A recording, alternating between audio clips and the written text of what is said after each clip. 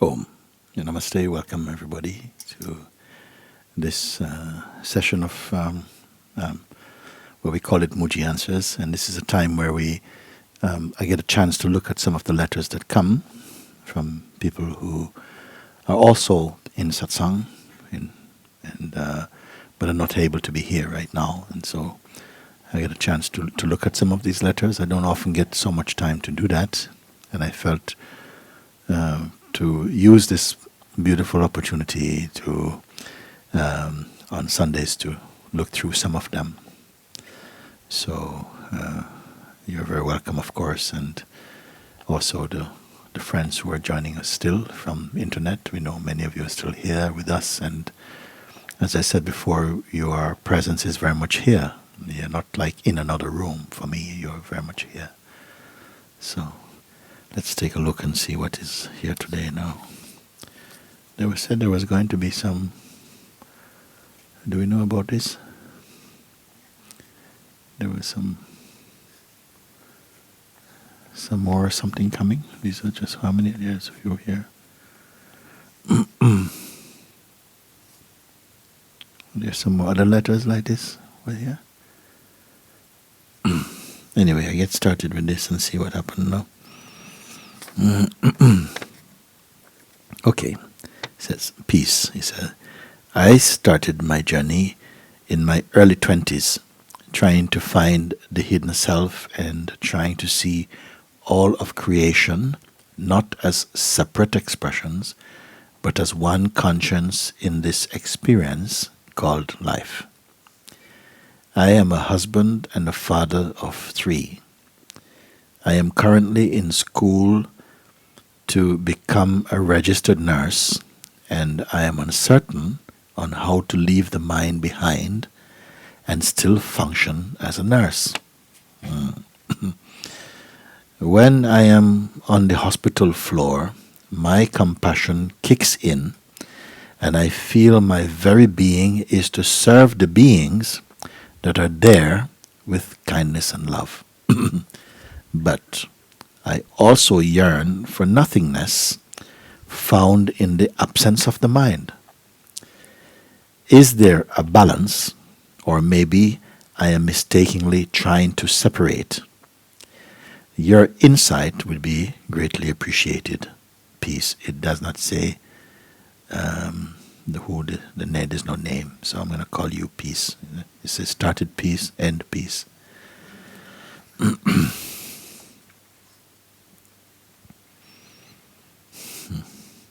I am a husband and father of 3.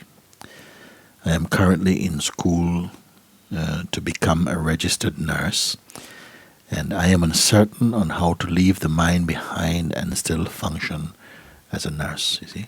So it feels I need my mind to function and to do the work I have to do, you see. And when I am on the hospital floor, that means when I'm working, my compassion kicks in, and I feel my very being is to serve the beings that are there with kindness and love. But I also yearn for nothingness found in the absence of the mind. Have you found this nothingness, which is there in the absence of the mind? It is also there in the presence of the mind, isn't it? Because otherwise it means that it is limited. When the mind is here, the self is not here. But I have not found this to be true. It means if I have to think, then myself is gone. It is not true. My very thinking is watched in myself, my thoughts and interactions. Even if there is a need for service and compassion and understanding, it is all taking place in the self. It is all taking place. There is nowhere else for it to take place. The self is the common denominator of all experiencing. It is always present, you see. It's like saying that could you put all these things in the world without space? And of course, it's completely ridiculous. Space must be there first. So in the same way, when you say I, it is consciousness. When you talk about kindness and love. Where does your concept of kindness and love come from? From the self it comes. Then you say, I am uncertain on how to leave the mind behind and still function as a nurse. If the mind is needed, let the mind be there. Which part of the mind you're going to leave behind? The mind is not the problem. Mind in its practical function is necessary, and it is part of the self. It is just the psychological mind, the one where identity is, and how I'm doing, and am I good enough, and I should have done better. This type of, it's not helpful anyway. If you're going to think like this, you will not be able to function properly. It's not that mind that you need for compassion and for kindness. You see? So some mistake, some misunderstanding, and I hope we can correct your perception about it. I am uncertain on how to leave the mind behind and still function as a nurse. I feel you don't have to worry about it. Don't be worried, I must leave my mind behind. That itself is mind. It is the mind that's saying, I should leave my mind behind, knowing that you can't do it. Let mind be there. You don't think about mind. Don't worry about the mind.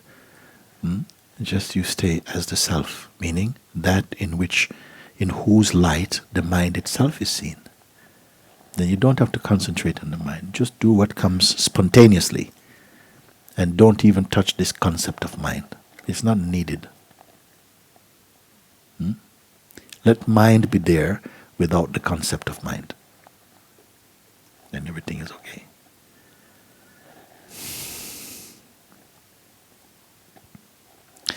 When I am on the hospital floor, my compassion kicks in and I feel my very being is to serve the beings that are there with kindness and love. It is from your consciousness that it comes, not just from your mind. Because the perfume of your consciousness is love, compassion, and joy, and peace, and wisdom. They are the fragrance that is coming from yourself. You wrongly attribute it's coming from the mind, not coming from the psychological mind. You see, compassion, did you say, okay, I need some compassion now, press digit, compassion, enter, compassion? No, automatically it comes. Life is like that.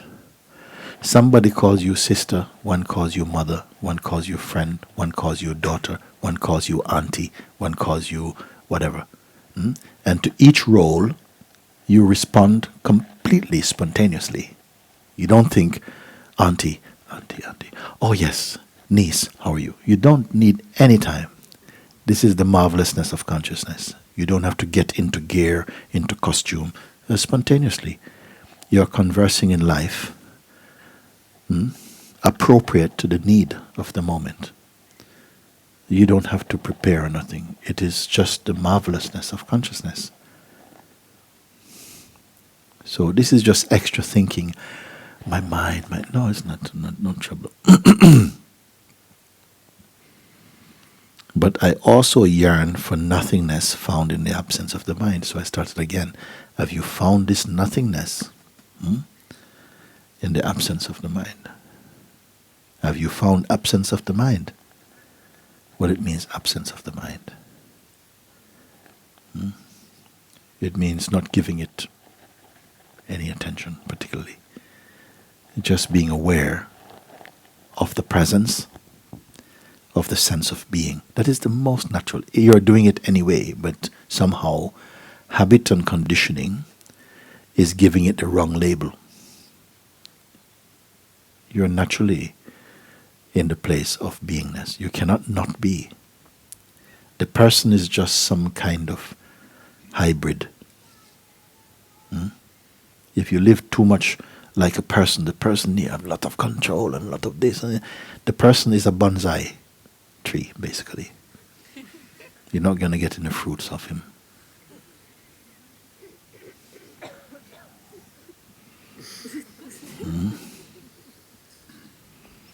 So I also yearn for nothingness found in the absence of the mind. So I want to find out from you, have you found this absence of mind, what it means?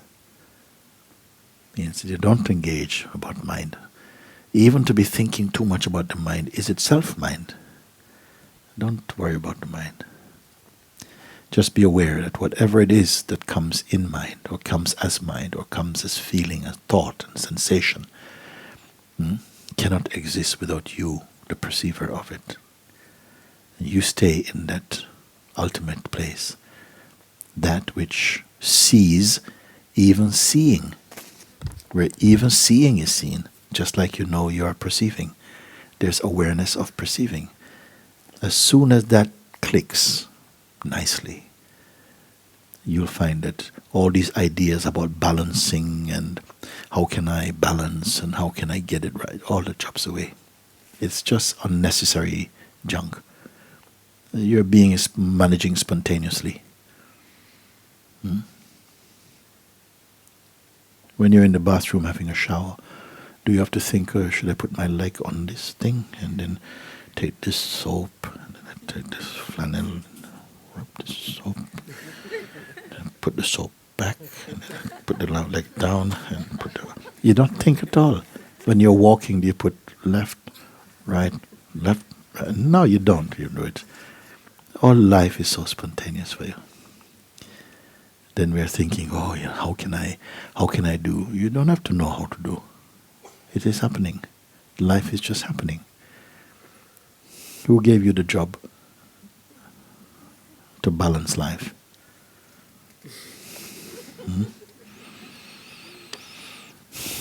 Is there a balance? Or maybe I am mistakenly trying to separate a little bit, not intentionally, but the mistake or the misunderstanding happens for us, all of us, at some point, where you think, you're told, you have to do this, and you have to balance, and you have to be careful, and you have to make sure that this is in place, and you pick up all this thing, which you can do naturally. Even that you do, not you doing, it is happening naturally. So this, just you need to understand that a lot of things we are told you need to do is what is happening by life spontaneously anyway. So, okay, that's this one. Hi, dear Master. Since I met you, my life changed in a beautiful way. The words that you speak resonate to the love that is in my heart. I am grateful for this meeting. Now I understand what Jesus said when he spoke, "Man shall not live by bread alone, but on every word that proceeded out of the mouth of God." Now I understand now. You see? Thank you, Master Andrea.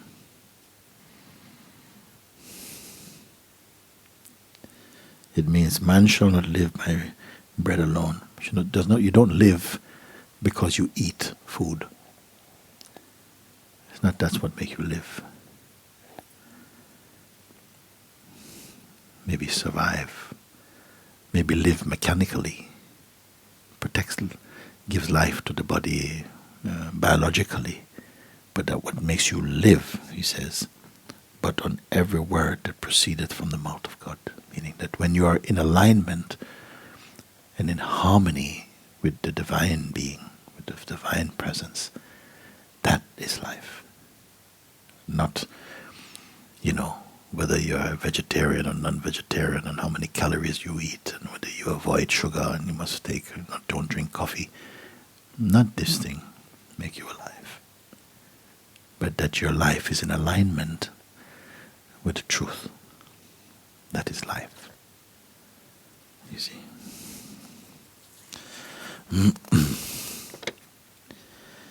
Hi Mooji. In one of your videos you say that many people say they are willing to wake up and be free, but only very few are actually really willing to be free. Many people say, they're willing to wake up and be free, but only very few are actually really willing to be free.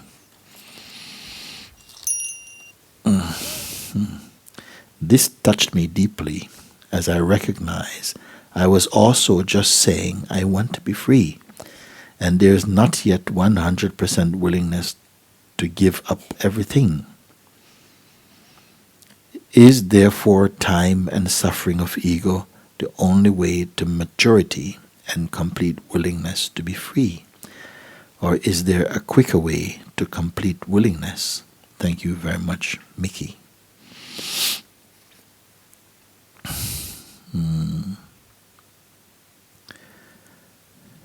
I recognize I was also just saying I want to be free, and there's not yet 100% willingness to give up everything. It's not important. Give up everything.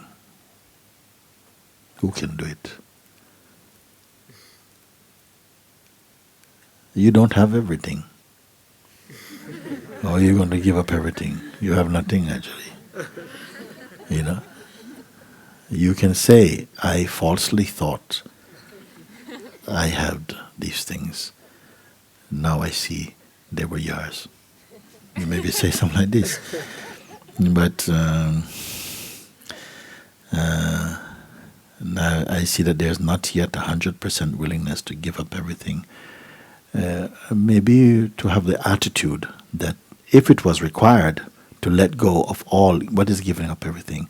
Giving up your concepts about life, giving up your ideas about how life should be. That's everything. Because truth doesn't want your car, your house. They give up everything. Well, no, keep everything, whatever. You understand? What does it want? Maybe just make some space, which means leave all these ideas that you have about life, because all these ideas that you have actually blocks any space there to really look freshly at what is really available. Then you only want life to satisfy your projections, or you want the truth on your terms only. Then this is not true. You see, so one must have at least the attitude, you see, or to leave everything aside for a moment. Don't let them be in the way. Don't put them in front. Just say, okay, I'm here. Yes, my car is here, my job and things, but it's not. They don't have my focus right now. Now my focus is only here. This attitude is not bad.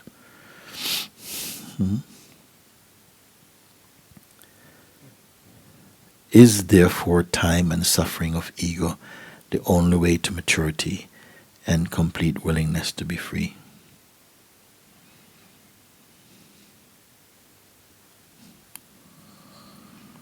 Time and suffering of ego.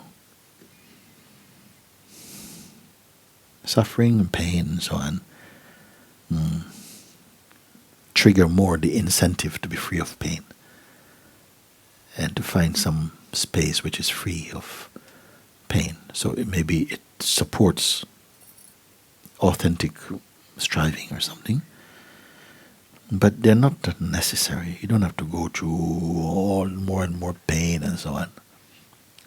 Pain is common for every being, but routine pain, everyday pain, is too much. It's not necessary. It means you must be stupid or something. But you're doing the same thing over and over and over again. And something, no, you're not the routine pain. But pain gonna happen. It's okay there. Is therefore time and suffering of ego the only way, to maturity and complete willingness to be free? Not at all.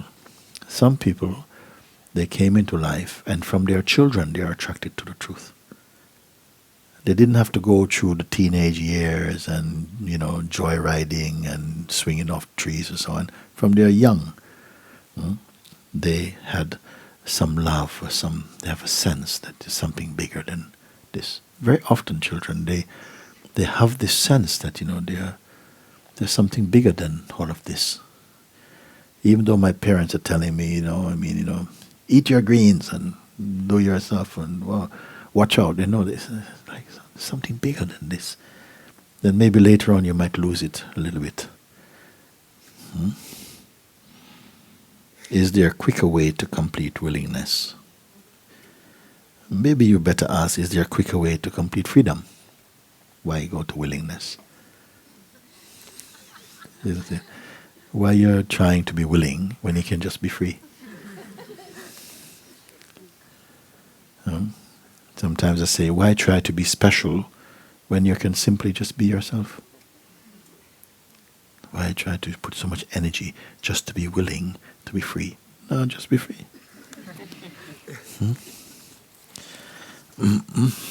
Dear Mooji, thank you for reading this letter.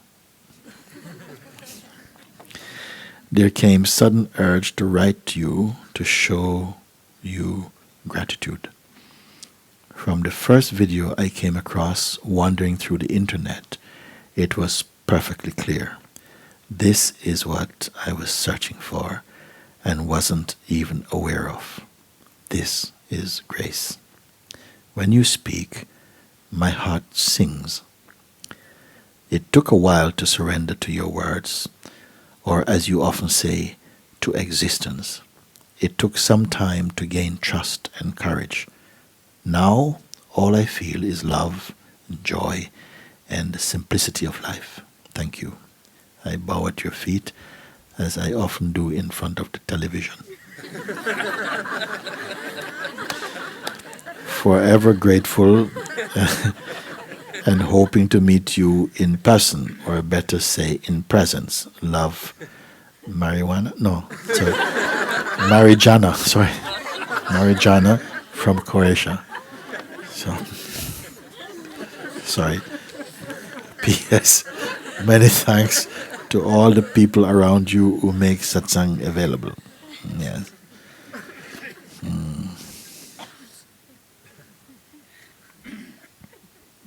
As soon as you let the words in, they are guiding you not to somewhere else, but simply into your inner space. You see? Therefore, you can say, now all I feel is love and joy and the simplicity of life. You see? And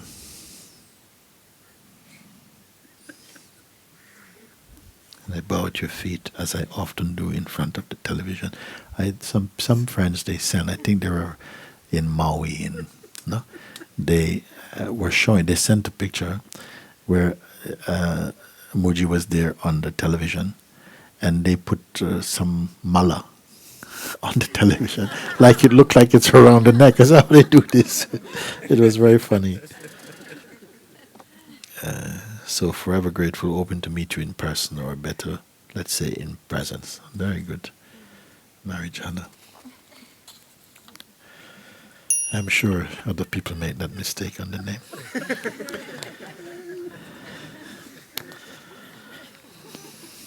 But she sounds high also.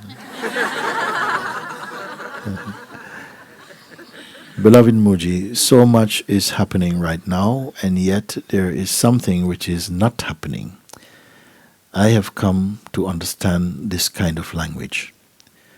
In Zimar, at the retreat this year, you made clear to me that there's no one there in me to be helped.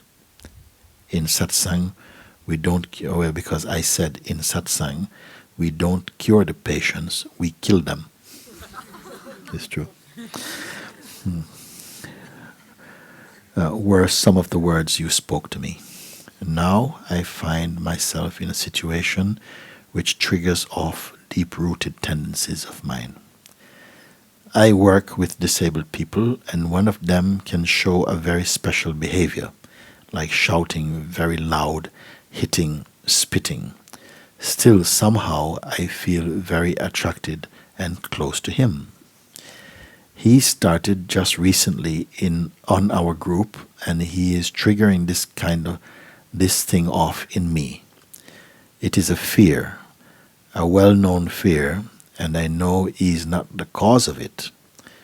Since 5 days, there is this almost non-stop overboiling heat wave of fear in me. Very unpleasant, and it seems to be very hard to just look at it without getting involved. Impossible just to ignore. Mooji, is it important to know the root of it? I know this test has to be, and I will try to be thankful for it. But will this ever end? Thank you so much for your loving guidance I love you deeply, Philip from hot Switzerland. Okay, so let me see where I pick it up now.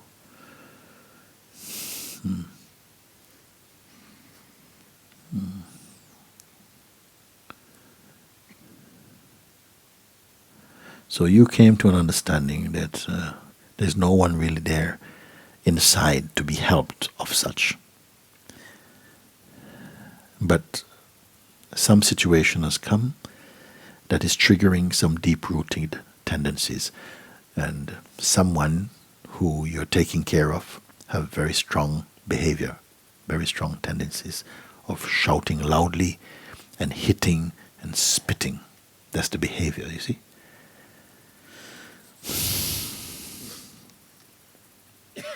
Still somehow am very attracted and close to him. I'm surprised to feel this thing. Okay, it's close to him. He started just recently on our group, and he's triggering this thing off in me. It is a fear, a well-known fear, and I know he's not the cause of it. Since 5 days, there has been almost non-stop overboiling heat wave of fear in me. Very unpleasant, as it seems to be very hard to just look at it without getting involved. Impossible just to ignore, you see. This fear, what's this fear? Triggering the fear. Why fear? Not anger. You didn't say anger. Because normally if somebody is, shouting and spitting and, hitting and stuff, the reaction for many people to get angry and get annoyed. Why are you doing this? Why are you doing this? And they're still, what are you doing? But you say, I'm not getting angry. I'm getting afraid. So I want to know, what is the fear? Why fear? What are you afraid of? Are you afraid maybe you might lose control and do something terrible that you would regret? You have to identify, what am I afraid of? What is the fear? Put pictures to your fear. See, where does it go? In the worst case scenario, what are you going to do as a result of fear? And take your time and ponder over it. What are you afraid of? To look at first, and to run it through, play it through, and say, okay, watch what happens. You're getting really afraid and afraid and afraid and afraid of what? Afraid of what? Afraid that you're going to lose it or something. You're afraid of what? You're going to get fired. You're going to lose it. The person won't like you if you get angry with them. You need to identify, what is this fear? First, you identify, what is the fear about? Because you have not said yet in the letter. After you found out what is the fear about, then find out who is the victim of the fear, and really try to look and feel on what does this fear impact. Who is suffering the fear? Now the mind is going to tell you quick, of course it's you. It's a foolish question. Of course you are the one who is suffering the fear. Then you have to say, but me, who precisely? And you must be quiet and feel, get into it and see. Who is a sufferer? Does it have a shape? Does it have a form? Don't invent. Just be quiet and hold this question. Don't lose this question. Sometimes your mind will try to change the question for another question, an easier question. Because when you focus on this question, even just focusing on this question is going to burn this question. And sometimes what happens is that strong resistances come. It's like as soon as, because there's a power inside us that doesn't want you to know. It doesn't want you to discover. Because why? When you discover, it's like you come back into your power again. Like this. So you have to stay with that and look, be quiet, and sit with it. And sometimes you find that you cannot concentrate. The mind is putting pizzas in front of you. It's putting, oh yes, this email I have to send and you're late, and oh, you have to answer this letter and all of this stuff. And you see, but wait a minute, it's like the mind is throwing stones in the bush so that you forget what you're doing. So you write them down, look, just who is it? Who is afraid? You see, and discomfort comes up inside, strong discomfort. Irritability. But you only observe. Something is not comfortable. Like Don't look at me. Don't look at me. Look over there. I told you look over there. Why are you looking at me? And you just keep quiet. Don't identify with this voice. And then it's gone. Go like that. Okay? You have to look like that. So, since 5 days, there is this almost non-stop overboiling heat wave. That's intense stuff you're talking about. Of fear in me, in cool Switzerland, isn't it? Very unpleasant, and it seems to be very hard to just look at it without getting involved. Impossible to ignore. It's like, you're right in the heart of the crime scene. And still, there is a stillness right there. You stay in that still place. Don't be a policeman there. Don't be a doctor. Don't be a patient. Just be there and watch. Because when your eyes are open in this way, alert in this way, this force which has been somehow living in the shadows of your mind, in the blind spot in your being, he can't stand this light. He's coming, something shaky. It's coming. Come. You keep quiet. Don't identify. Because you can't stand the power of your looking. Much of our life is spent in distraction. You're distracted from yourself. You're looking at the wrong thing. Engage with the wrong thing. Because the minute you begin to sniff and smell,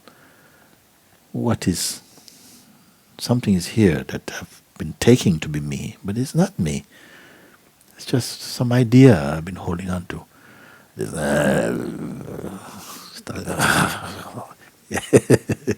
He's on his way out. This is why it's so hot in Switzerland. You see? Mooji, is it important to know the root of it? No. Observe. Discover the root. You see the root. The root will come out. If you break the vine, the root is laughing. I send many more of those. But when you look at the root of it, the root will come out.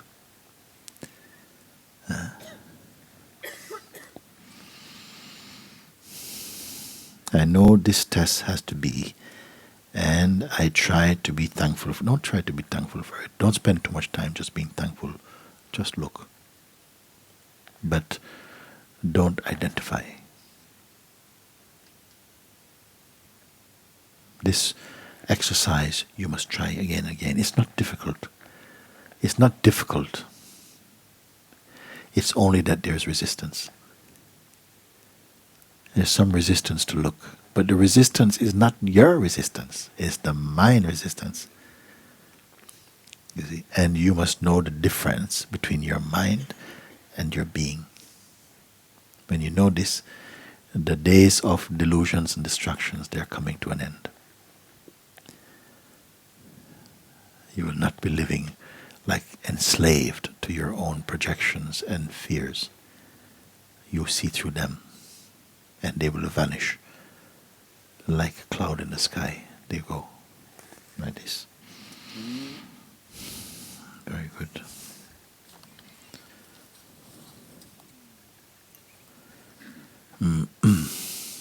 Dearest Master Mooji, my guru for the past 10 years has been my husband's prostate cancer. Interesting. My guru for the past 10 years has been my husband's prostate cancer. His prolonged illness brought me to the point of complete spiritual desolation. All of my preconditioned concepts, ideas and beliefs about God were demolished because of this. All my preconceived, conditioned concepts, preconditioned concepts, ideas and beliefs about God were demolished. No?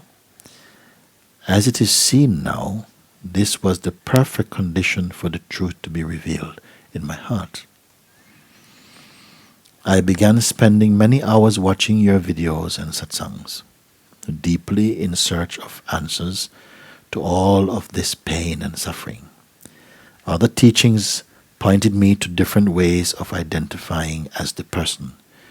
You were the only one pointing to the true freedom. One day, about a month ago, everything clicked, and since then, I have seen a continued maturing and opening of the space of my being.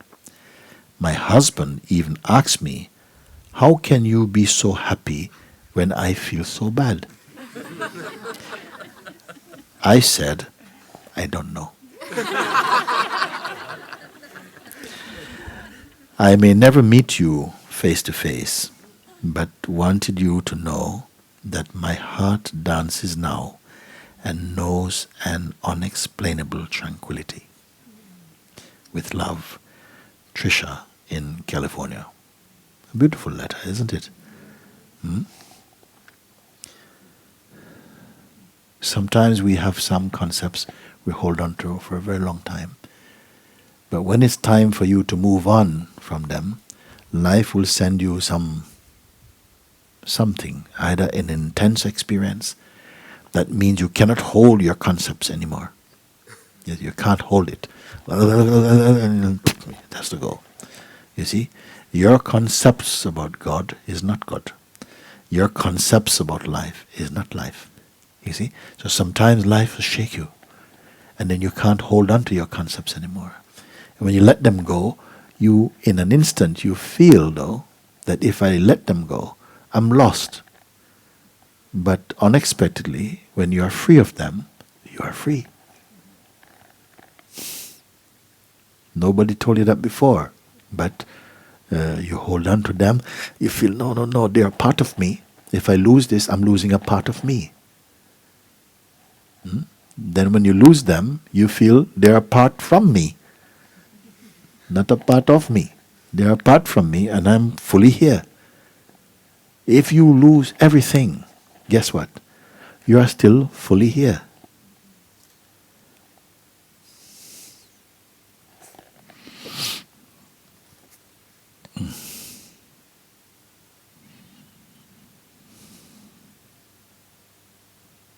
So after watching, I spend many hours watching your videos and satsangs, deeply in search of answers to all of this pain and suffering. You see, I say, when we are curious, you learn. But when you are desperate, you discover. When you're curious, you learn. But when you're desperate, you discover. Meaning there's no space for speculation. You just have to find. Your eyes become single, and you'll find, you see, because of the power of your looking and the urge of your desire, for freedom. Other teachings pointed me to different ways of identifying as the person. You were the only one pointing to true freedom. One day, about a month ago, everything clicked. And since then, I have seen a continued maturing and opening up of the space of my being. What you're doing, you didn't say, I am doing all these things. No, I'm just aware. Things are opening up. I'm not a contraction anymore. I'm not contracting.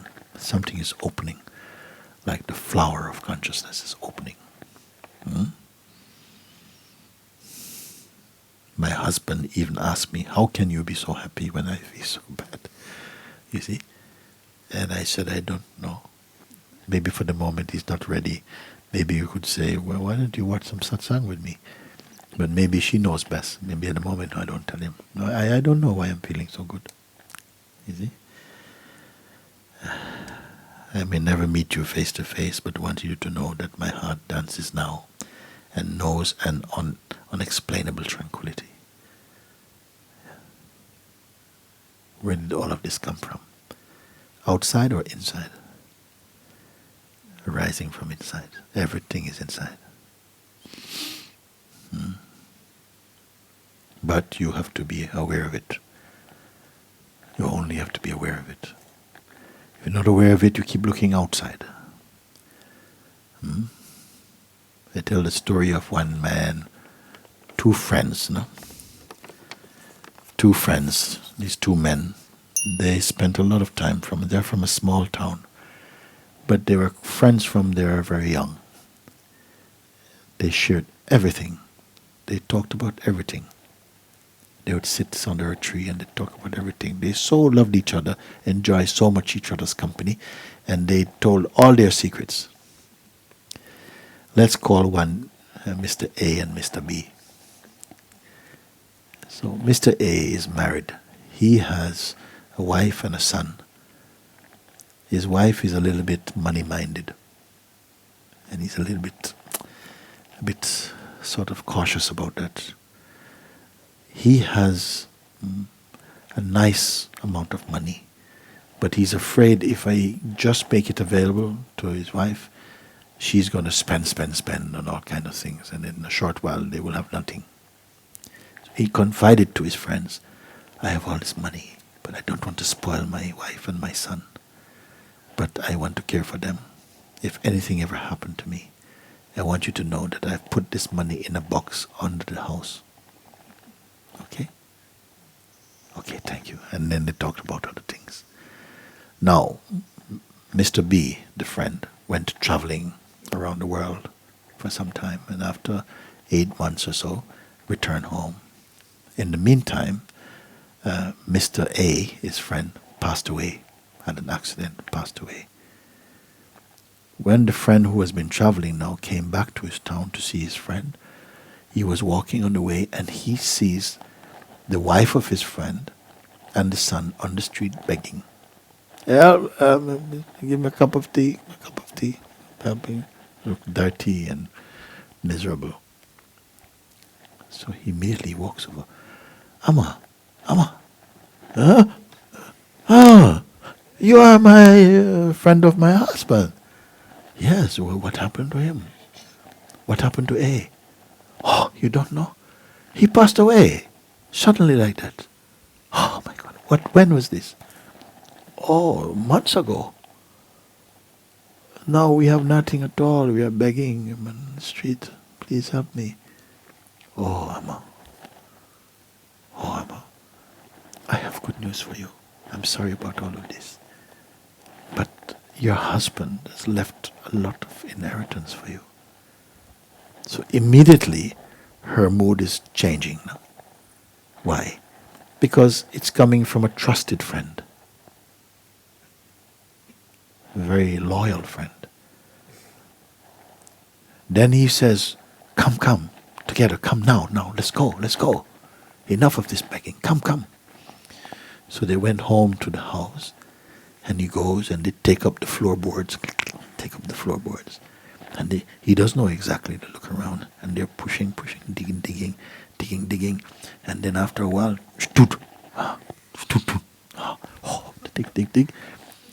Take one box out, full of gold coins. So much money, the boy can go to school and do everything, and they don't have to worry about anything at all. Now, this money is totally theirs, legally theirs, and it's in the house. But were they rich?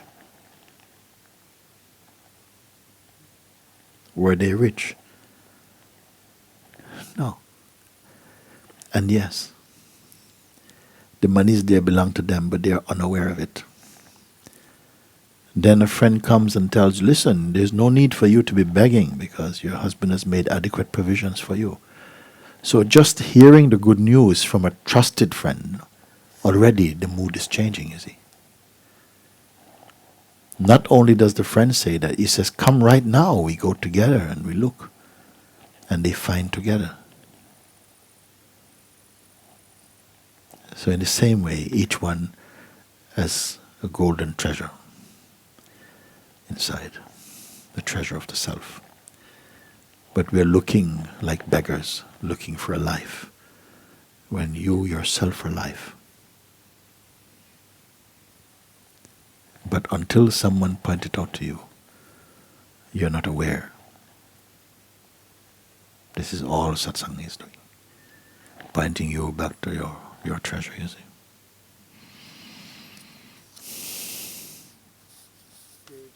Mm. My mic, what's happening? Should I cut my beard?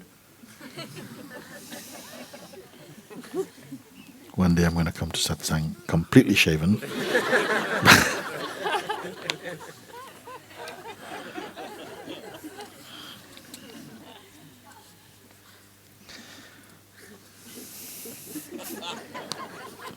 That's why I was looking going.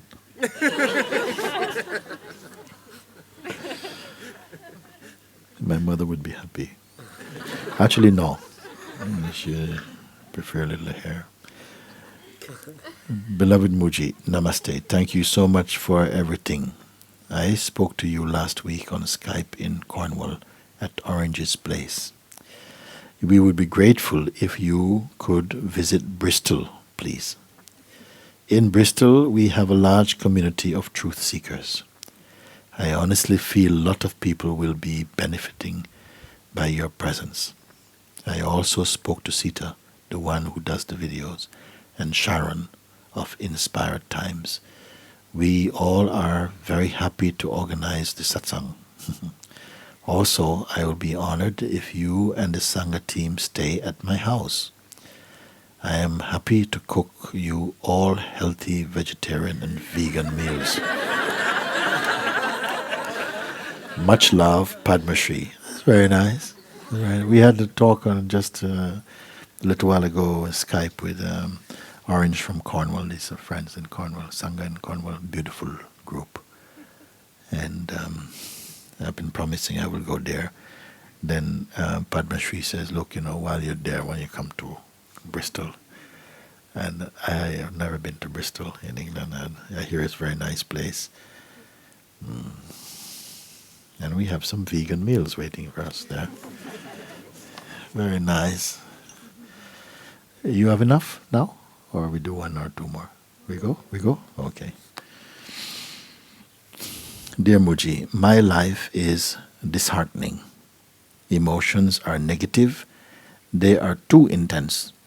They always come in situations which are associated with fear, guilt, and being worse in my mind. It takes all my attention and I start to feel suffering. I don't know what to do. When I am in my neutral state, in other words, I feel only discomfort and anxious. How come? I haven't the motivation and courage to look inside. I waste my time for imagining how my life should be. My life has a negative, horrified taste without enjoyment and friends. I have really big problems with relations with people because automatically I'm feeling worse than others. I would be grateful, really, if you could answer. Regards, Iza from Poland. It's never so bad. It's never so bad. It's never so bad. I remember one story, one point, there was a satsang in Bombay, at Sri Nisargadatta's Maharaj's place. And the master has been speaking for some time, and one man, he said, Swamiji, can I speak? Yes, say something. He says, I hear what you speak, and I feel the power of your words, but I have to be honest. I am always experiencing suffering. Then the master say, no, you are not experiencing suffering. You are suffering, you're experiencing. I tell you again, no? He says, I am always experiencing suffering. The master say, no, it's not true. You are not experiencing suffering. You are suffering, you're experiencing. What a powerful insight. Huh? What he's saying is that there's no such thing as suffering. There is pain. Suffering, pain is actual something. For sage and sinner alike, pain is there. But suffering is more about an attitude to your pain. You see? And he's saying there that you can change this, the way that you experience. The taste of your experience is directly linked to who you take yourself to be. So there is nothing called suffering. Suffering is not a thing. Suffering is a state. You see? So it's not that you are experiencing suffering, because suffering does not exist. Suffering only comes with your attitude that I don't like this. Why is this happening to me? And that's how you create the state of suffering. You see? So he's saying there's an option. You're not compelled to suffer. Pain is there, but you need not suffer your pain. You may experience the pain, but you are suffering the pain and calling it that you are experiencing suffering. He simply corrected him, you see. But he offered at the same time tremendous space. He gave him back tremendous space and showed him, listen, you are misusing your power. If there was something called suffering, suppose I say, yes, this is suffering. I found my suffering. Here it is. This is suffering. If this is a fact that this is suffering, then if it is suffered by me, then it will be suffered by you. Because the fact is that this is suffering. But while I'm suffering this, you are drinking it, enjoying. So it's not that this is suffering. It's just that I am suffering this. You are enjoying it. Why blame the thing? The thing is innocent. You see? It is really something to do with this letter. My life is disheartening. Your life is not disheartening. You are being disheartened. Let's find out why. It is arrogant, actually, to think your life is disheartening. Like, why should life single you out? Like, I don't like you. Who are you to be so important as to be unique in this way? You see? Emotions are negative. No, emotions are emotions. You are experiencing them negatively. They are too intense. No, you are being intense about them. They always come in situations which are associated with fear, guilt, and being worse in my mind. It takes all my attention and I start to feel the feeling suffering. Yes, this is the habit. I don't know what I can do. Well, you can begin to understand what I'm speaking. And look. When I'm in my neutral state, in other words, I feel only discomfort and anxious. That's not neutral. When you are in a neutral state, everything gets neutralized for you. I haven't motivation and courage to look inside. You're talking about a certain state of mind, not about yourself. You see? It's just a mistake. We are identifying a certain conditioning that we picked up as being the fact of your being. It is not the fact of your being. It's the fact of your behavior, not of your being. I waste my time for imagining how my life should be. Yes, that is a waste of time. My life has a negative, horrified state without enjoy or friends. Of course, if you continue, with identifying with these states, it's going to have a negative, horrible taste. And nobody wants to be your friend. Why? Because you just made them miserable. Why want to be your friend if you're just going to every day, my life is not good. My mind is too intense. Nobody wants to listen. They have their own troubles.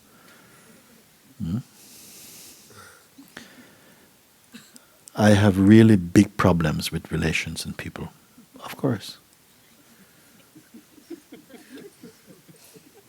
Not because it exists like that, but because you are going into a roller coaster. You see, you start off with a negative thing, it picks up more negativity, it goes in snowball into a bigger thing, then by the time it becomes a mountain, a bloody avalanche is coming and everything. They see you coming and say, oh, that guy again, let's go inside.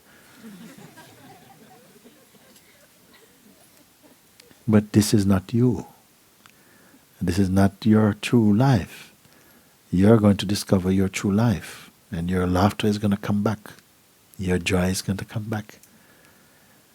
Because that purity inside you can never be dirtied, actually. You can only dream. This thing you're talking about.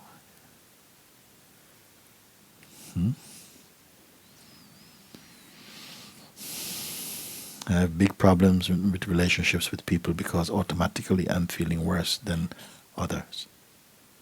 You see? I would be grateful if you could answer. Regards, Isa from Poland. I would like to talk with you. To just talk, sit and look, and we talk a little bit. Isa, we'll see if I can arrange that. Somebody remember this? Okay. Beloved Mooji, watching this satsang today, again arose this question that often tortures my heart. You said that pain and suffering is a great teacher for human nature, and I easily agree with this concerning my own experience in life as well. But what about the animal realm? Animals seem to be so innocent in their beingness. Is pain and suffering, panic and being slaughtered an experience for an animal that might awaken the heart or the true inner self? I would be so grateful if you could comment on animal suffering. Thank you, Mooji. Please remove all my inner ego obstacles. Please melt into me, and now and forever yours at your feet, Gabrielle. What I would want to say to you like this, for a moment you must take your eyes off this idea for now. If you put too much attention, it will keep growing and growing and growing. And in the end, you can't think about anything. It becomes an obsession. It becomes the biggest thing, becomes the front page of consciousness. And everywhere you look, even in your sleep, you will start seeing pigs being slaughtered and cows falling from the sky and all kind of stuff. You see? So you may think, I can't go forward until I solve this. This is also from your mind. You see? Sometimes you have to face the fact that there's nothing you can do. Sometimes in life, you have to come to a point, for now there's nothing I can do about this thing. I can't change it in the way my mind wants to change it. I've run out of moves. I'm totally helpless. Have you experienced in your life sometimes you're rendered totally helpless? Helpless, you cannot do anything at all. Maybe you're sick. Yeah? You're so sick you cannot do anything, and somebody's going to come with a gun and shoot you in your head, and you cannot even close your eyes. You're so out of energy. And you think it's the worst thing that can happen. No, it's a good thing. It's not a fun thing, but it is a good thing to experience. Oh my God. And then somewhere inside that, sometimes when we are driven to our limits or our perceived limits, new openings come that you are unexpected. Openings are coming. You see? Because there's always more to you than you think. There's always greater space than you imagine. Don't give up. But don't make any single issue bigger than the search for truth. You see? That I would say. Sometimes you have to say, you know what? This is a big problem for me. Big problem for me. No. But you must leave this for a moment.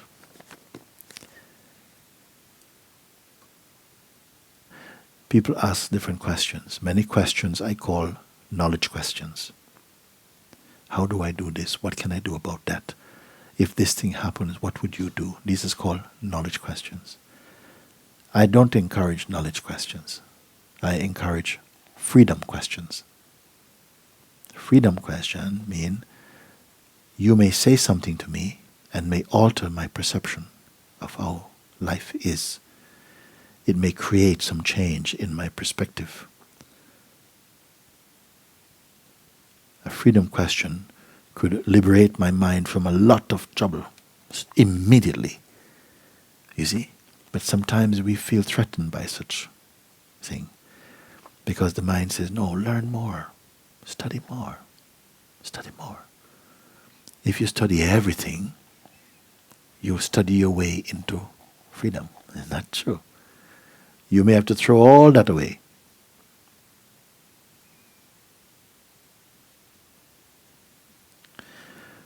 Don't lose your freedom question. Don't say, I must champion the cause of all sentient beings and, liberate all the animals before I'm free, because you're going to wait a long time. It doesn't work like that.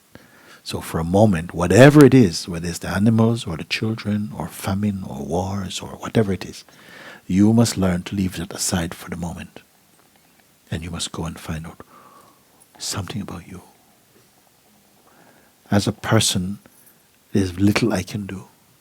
Maybe if I become a Buddha, maybe you may think, but that's another thought, that's another fantasy. I don't regard it as a fantasy. I look at a lot of life as failed fantasies for me. It's not a fantasy to try and find out who you are.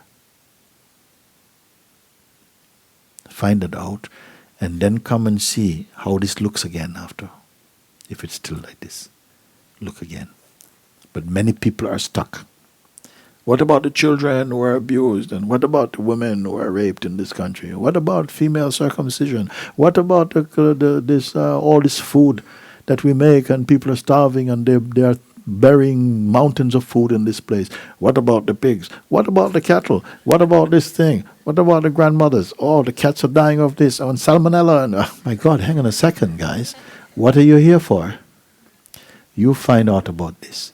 Your mind might tell you, oh, you're choosing the easy way. Why should you not choose the easy way?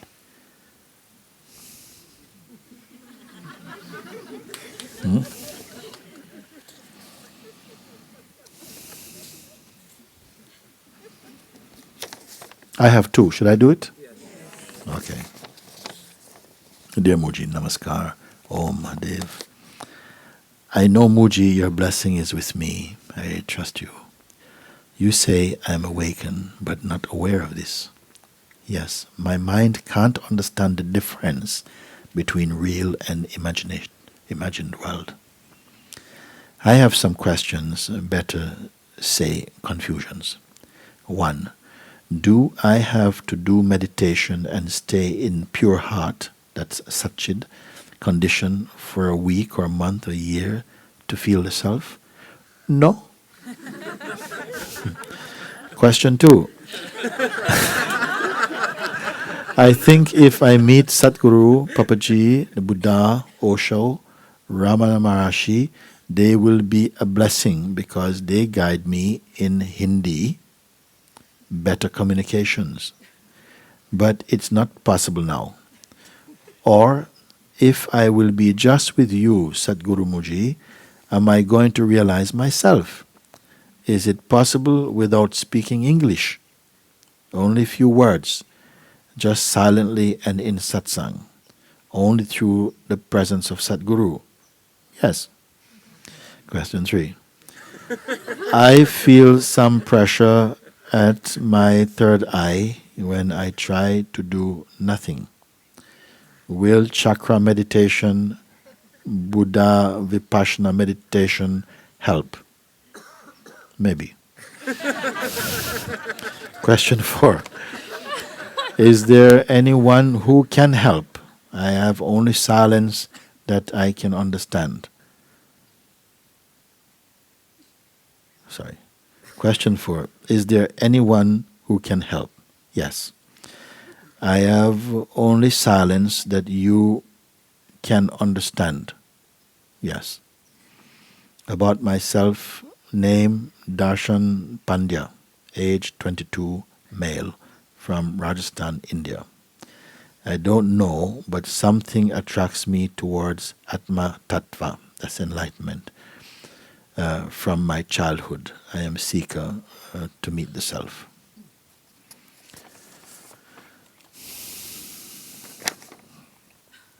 Dear Mooji,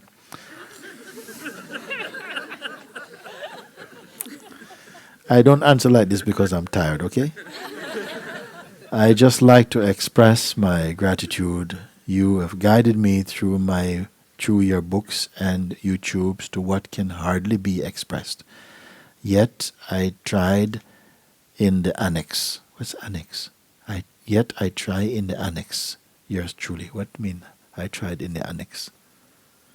Okay. And now it's written, I am the well, not the water. I give what is not mine. Sorry.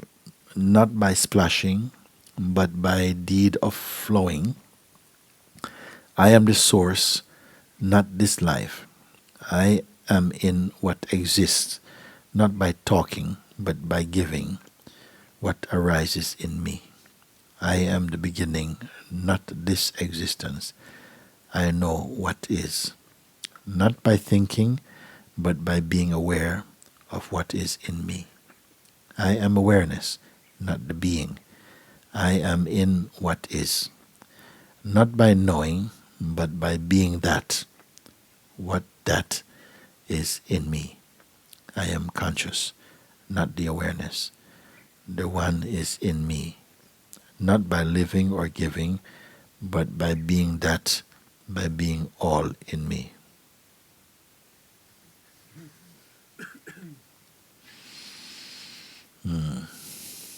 This did not come to you by any insight. You see? More imagination. Hmm?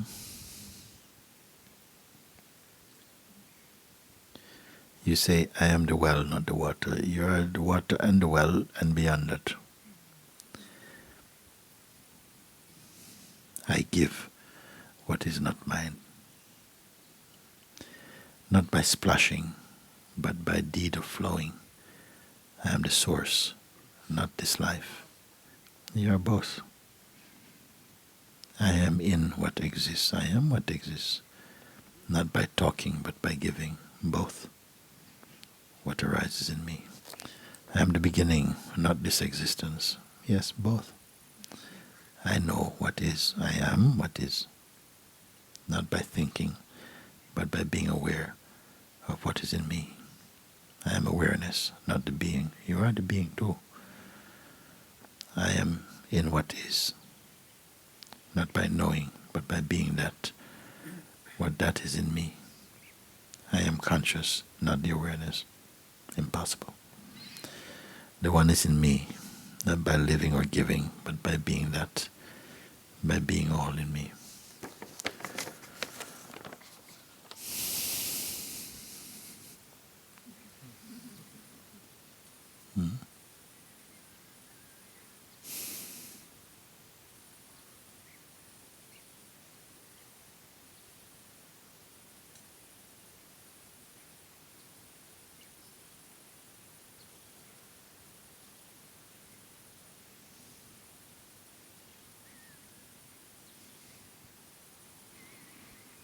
I have this firm confirmation that I know nothing at all. I don't want to know anything particularly, except silly practical things. I have to learn how to do something, and then I do it more and more difficult. But the aspiration to learn and to find out, this is not there. And yet I find that life is functioning smoothly and harmoniously. And all cares are taken care of. All needs are met. More than this, not needed. This itself is abundance. How to find this abundance? Abandon yourself.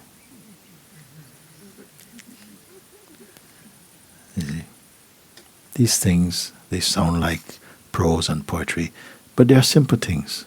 The ancients knew them. Hmm? Many people in this life, they know these things. Simple. Hmm? Simple wisdom. Wisdom is greater than knowledge. Wisdom cannot be taught. It gets revealed in you when your face turns towards the real. Wisdom comes. Love by itself is not enough. Love must somehow combine with wisdom. Then there's a strength, and there's wideness, height and width, and depth.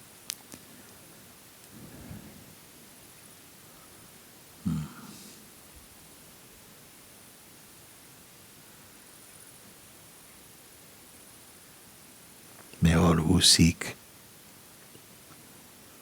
find what you are searching for. May that search be for the only true thing worth finding, worth discovering, which is your timeless self, and to be free from pride and vanity, from arrogance, from separation. May each one, according to their capacity, come to the full realization of the self.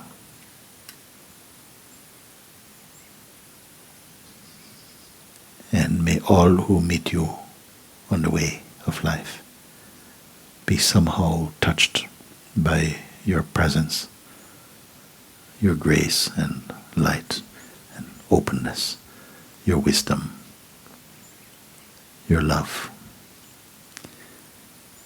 And through that meeting, be inspired to find the truth in themselves.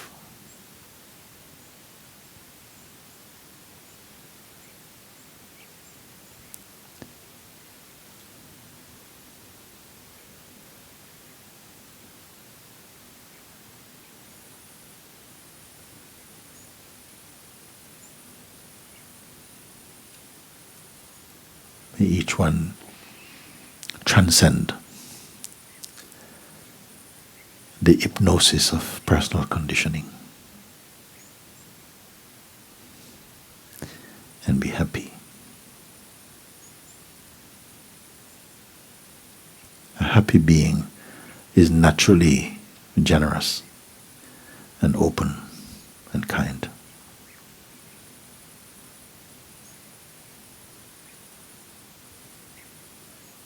And may you hear this in your heart,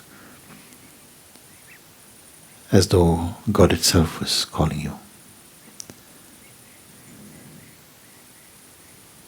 Many times I said, my master told me this. And people said, oh, you were with him alone. I said, I'm always with him alone. Yeah, but were you in the room? I said, no, I was sitting just like we're sitting here. But I heard this voice like it was talking to me.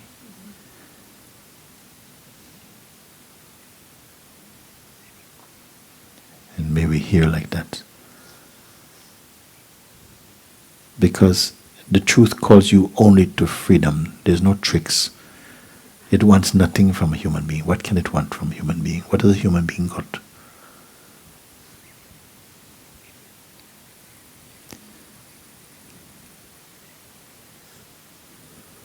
For love's sake, you're called.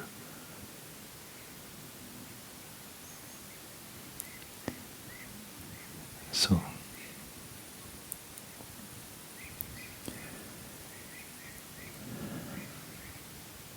blessed are all.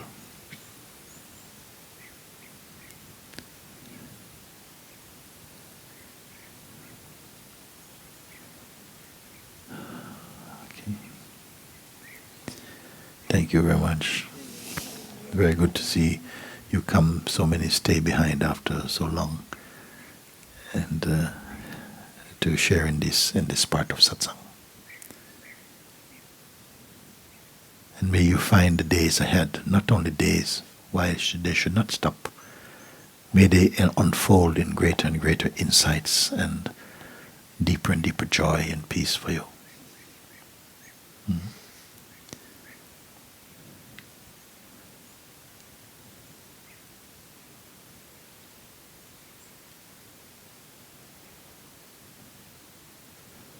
And don't tell the world that it is aggressive and mean. Tell the world it is happy and free.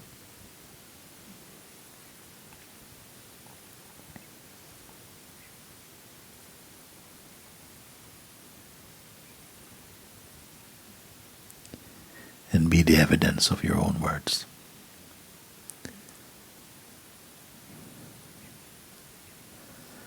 Okay, thank you.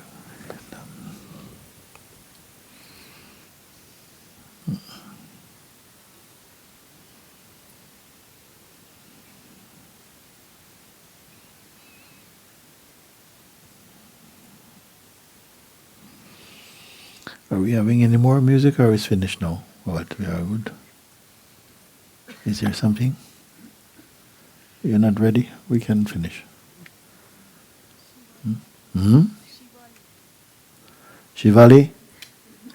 Come on then. Yes, you sing this one I like so much.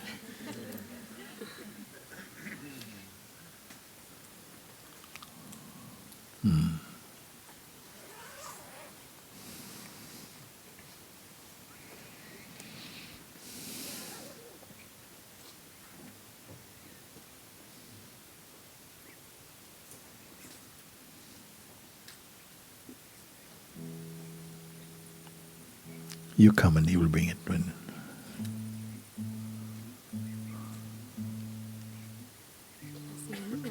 You want to sing a new one? Okay, that's good.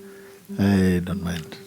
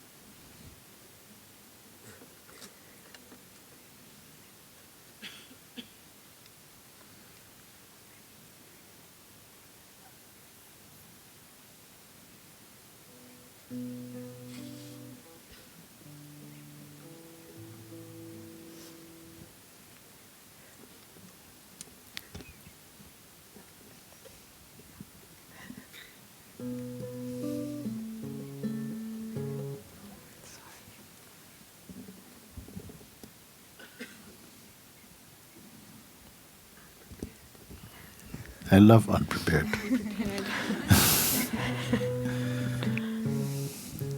This doesn't work.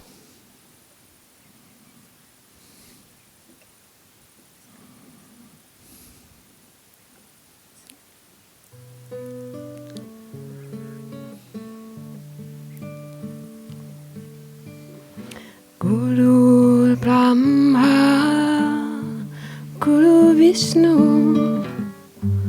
Guru Dev, Guru Dev Maheshwara, Guru Sakshat Param Brahma.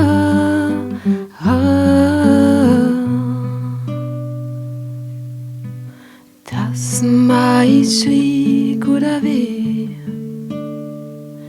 Namaha.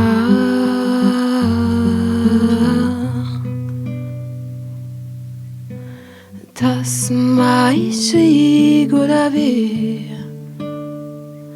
Namaha.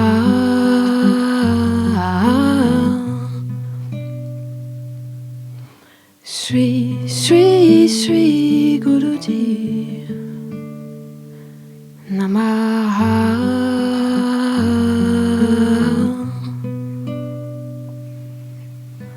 Sri Sri Sri Mooji Ji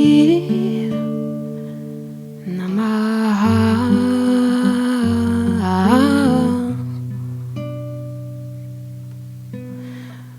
Great grace is always falling like rain.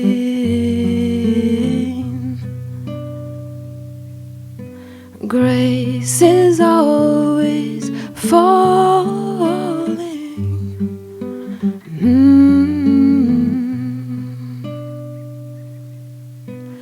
Guru Brahma, Guru Vishnu,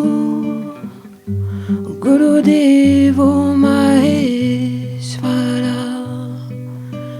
Guru Sakshat Param Brahma.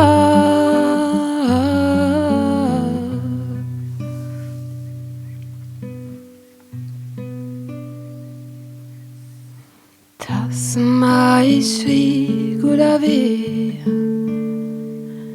Namaha.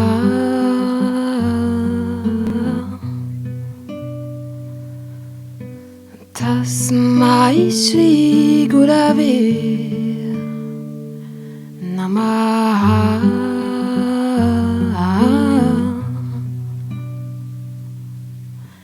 Grace is always falling like rain.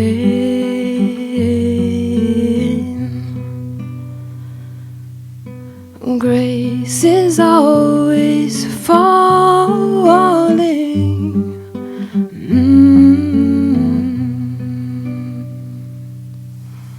Sri, Sri, Sri Guruji Namaha.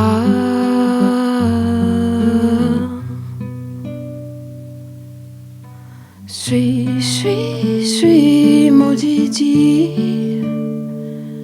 Namaha.